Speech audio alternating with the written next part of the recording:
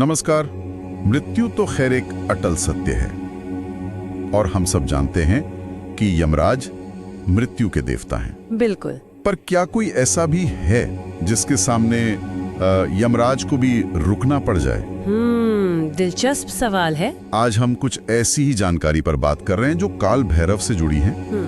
उन्हें काशी का कोतवाल कहते हैं और मानते हैं कि मृत्यु पर भी उनका एक तरह का नियंत्रण है। जी, काशी में तो यही मान्यता है। तो मेरा सवाल यही है कि ऐसा क्यों है? मतलब काशी में मृत्यु के लिए भी काल भैरव की अनुमति क्यों जरूरी है? यहाँ तक कि यमराज को भी इंतजार करना पड़ता है। हाँ, ये काशी का एक अनूठा पहलू है। आइए इसी रहस्य को थोड़ा समझने की कोशिश करते हैं। जरूर। तो बात शुरू होती है पौराणिक कथाओं से। एक बार ब्रह्मा जी और विष्णु जी में बहस हो गई कि कौन श्रेष्ठ है। हाँ, ये बहुत प्रसिद्ध कथा है। और वो फिर शिव जी के पास गए, है ना? हाँ, समाधान के लिए। और शिव जी ने उन्हें समझाया कि अहंकार ठीक नहीं, पर कहते हैं कि ब्रह्मा जी को अपने 5 सिरों के ज्ञान का कुछ ज्यादा ही अभिमान था। अच्छा जी, और उन्होंने शायद कुछ अपमानजनक कह दिया शिव जी के लिए। बस इसी बात पर शिव जी को भयंकर क्रोध आ गया।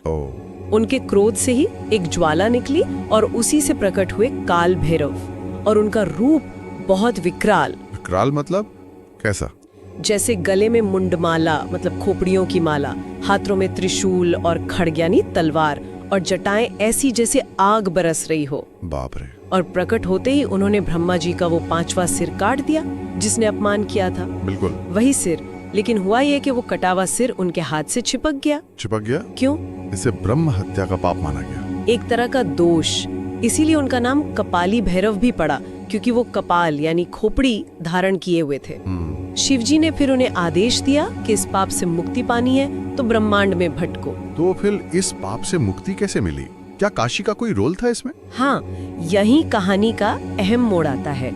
वो कई लोकों में, कई तीर्थों में भटके, पर वो कपाल हाथ से छूटा ही नहीं। अच्छा। आखिर आखिर में वो काशी पहुँचे और कहते हैं कि जैसे ही उन्होंने काशी की धरती पर कदम रखा, वो कपाल अपने आप हाथ से गिर गया। वाह, तो काशी में पाप मुक्ति हुई। जी हाँ, ब्रह्म हत्या का दोष वहीं समाप्त हुआ। और तब शिवजी बहुत प्रसन्न हुए और उन्होंने काल भैरव को काशी का कोतवाल बना दिया। काशी का कोतवाल मतलब शहर का रक्षक? हाँ, रक्षक भी और प्रशासक भी। इसका गहरा मतलब ये हुआ कि काशी में कौन सी आत्मा आएगी, कौन सी जाएगी, इस पर उनका नियंत्रण हो गया। अच्छा, तो कोतवाल बनने के बाद ही ये नियम बना कि वहाँ मृत्यु भी उनकी मर्जी से होगी। यमराज के लिए क्या मतलब हुआ इसका? सही पकड़ा आपने। काशी में यही विधान बन गया कि काल भैरव की इजाजत के बिना कोई शरीर नहीं छोड़ सकता। मतलब यमराज भी नहीं ले जा सकते? हाँ, इसका सीधा मतलब यही है कि मृत्यु के देवता यमराज की शक्ति भी काशी की सीमा में आकर सीमित हो जाती है। वो काल यानी समय और मृत्यु दोनों के नियंत्रक माने गए वहाँ। ये तो बड़ी अनोखी बात है।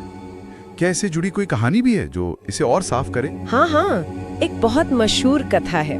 काशी में एक पहुँचे हुए साधु थे, बहुत भक्त। जी। जब उनकी आयु पूरी हुई तो यमराज अपने दूतों के साथ भैंसे पर सवार होकर आए उनके प्राण लेने। ठीक है। पर जैसे ही उन्होंने काशी की सीमा में घुसने की कोशिश की, वो आगे बढ़ ही नहीं पाए, अटक गए। रुक गए? कैसे? उनके रास्ते में एक बहुत बड़ा काला कुत्ता आकर खड़ा हो गया। उसकी आंखें अंगारों की तरह दहक रही थीं। ओह, तो यमराज समझ गए होंगे कि ये कोई साधारण कुत्ता नहीं है। वो तुरंत समझ गए कि एक काल भैरव के क्षेत्र का संकेत है और कुछ ही देर में स्वयं काल भैरव वहां आ गए। अच्छा, फिर क्या हुआ? उन्होंने यमराज से कहा, यम, यहाँ मेरा राज चलता है। इस साधु की आयु में अभी 3 दिन बाकी हैं, तुम इसे नहीं ले जा सकते।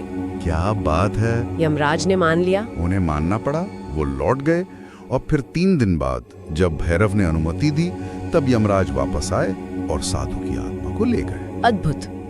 ये तो सच में भैरव की सर्वोच्चता दिखाता है काशी में। बिल्कुल, ये प्रसंग इसी बात का प्रमाण है। और वो काला कुत्ता, उसका क्या महत्व है? क्या वो सिर्फ उनका वाहन है? नहीं, सिर्फ वाहन नहीं, उसे धर्म का प्रहरी भी मानते हैं, मतलब रक्षक। अच्छा। इसीलिए ये मान्यता भी है कि काले कुत्ते को भोजन कराने से काल भैरव खुश होते हैं और भक्तों को अकाल मृत्यु मतलब असमय मौत का डर नहीं रहता। ये तो दिलचस्प है। हाँ, वो एक तरह से उस सुरक्षा का प्रतीक है जो भैरव अपने भक्तों को देते हैं।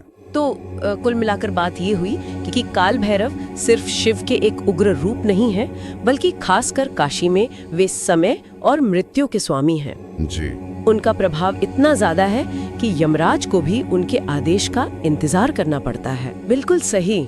और ये कथाएं हमें ये भी सोचने पर मजबूर करती हैं कि जो लोग धर्म और भक्ति के रास्ते पर चलते हैं, उन्हें शायद काल भैरव की एक विशेष सुरक्षा मिलती है। हाँ, जो मृत्यु के भय से भी शायद परे ले जाती है। जी, लेकिन यहाँ एक विचार करने वाला सवाल भी उठता है।